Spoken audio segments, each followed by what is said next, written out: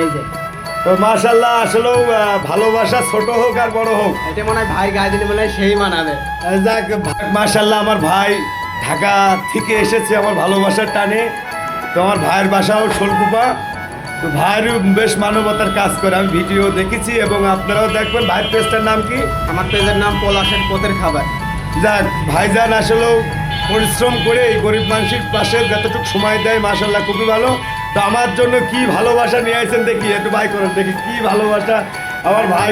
হ্যাঁ বেশি কিছু নিয়ে আসতে পারিনি, আমি নিজেও গরিব মানুষ। তার জন্য আমি 3 পিস গেঞ্জি নিয়ে আসি। এই যে তো মাশাআল্লাহ আসলেও ভালোবাসা ছোট হোক আর বড় হোক, এটা মনে হয় ভাই গায়ে দিলে মনে হয় সেই মানাবে।